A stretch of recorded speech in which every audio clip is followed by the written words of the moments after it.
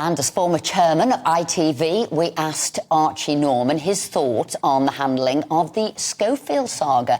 And this is what he had to say. Going to adrenaline-filled, and I'm going to talk about you now and the massive turnaround that you did at ITV. So I was working in TV at the time, and I knew what a big job that was. At the time, people would have viewed it as a poison chalice to have taken over as the chairman there, whether it was advertising sort of falling, whether it was staff going, whether it was programmes being cut. Why did you take it on? From somebody who had nothing, had never done anything in TV before. Why did you take it on? Well, because it's what I do. You know, here was a great company with a great idea and a great beating heart that had fallen on bad times. And I'm not an expert in television. I didn't have to be, but I'm an expert in how you make those sort of organizations tick again.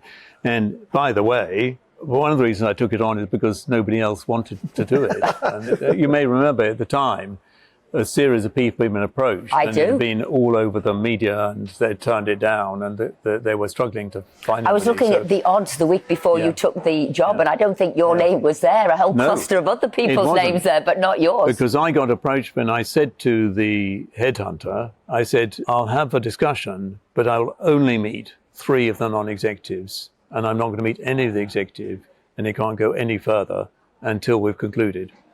Because I knew it would leak. And so once in my life, I was able to spring a surprise on the media. The headline at the time in the Evening Standard, we've got 3 years to save ITV. Yeah. 3 years was probably an overstatement, but I do think the business would have ended up being part of some US media conglomerate if we hadn't acted. We were lucky too, the ad market improved. The things we did on the whole worked out. So over 5 years, the share price went up 5 times at one point. The sun shone.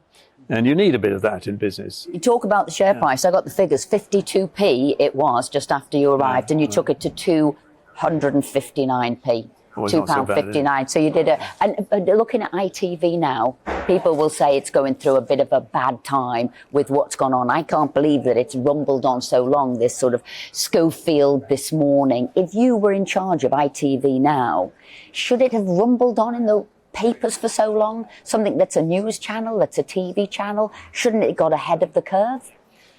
I think in any crisis, corporate or government, you know, the abiding lesson is go to the end point at the beginning, isn't it? Just assume the worst. I don't know in this case whether that would have been possible. ITV, whatever's said, look, Phillip and Holly were a brilliant, while I was there, they were just a brilliant act. This morning was a great program. And during my time, with 1 or 2 episodes, they were thoroughly professional. And ITV, because it's an entertainment place, it's a place that stuff does happen. And on the whole, the process and practices are very good. They're looking after people and making sure things are done properly, because you have to be in a media type of business. But at the end of the day, workplace relationships do occur. And you can't just assume because they occur that the employer somehow, in some way, at fault.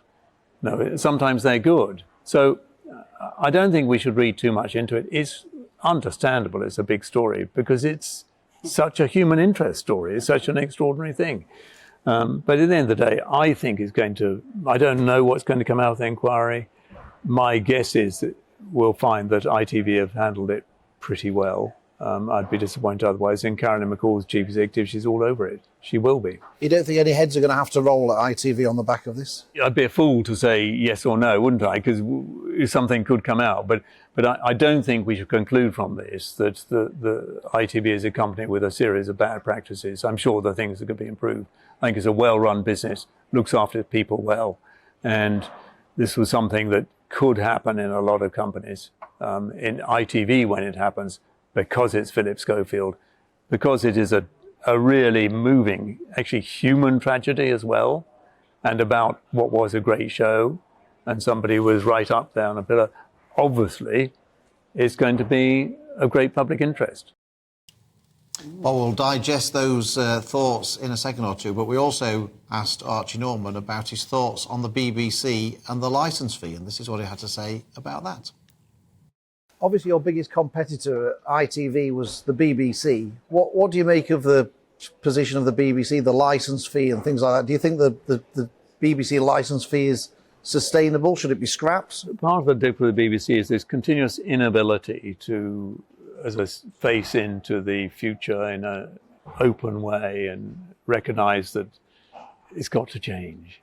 The licence fee has been actually a very efficient tax for the last 3 decades or so.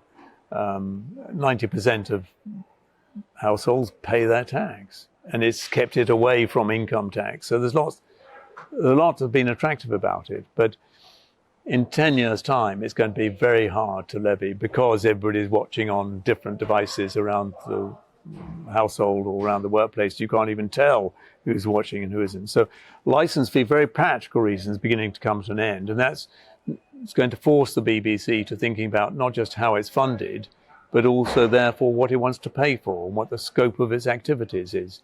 And I think that should be a healthy thing. It's just so difficult for the BBC to say that openly, because every time there's a slightest possibility of any programme being cut or any little chamber orchestra being abolished, there's an outcry, and it's very, very difficult to handle. Some people might say the BBC is a struggling organisation. There's a vacancy for the chairman of the BBC.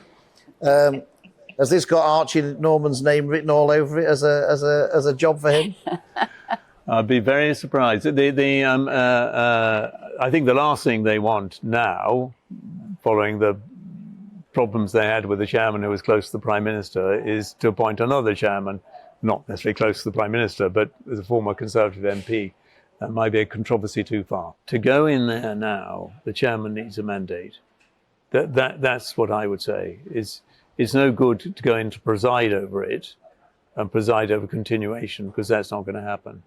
So whoever takes that role needs to go in with a mandate for change.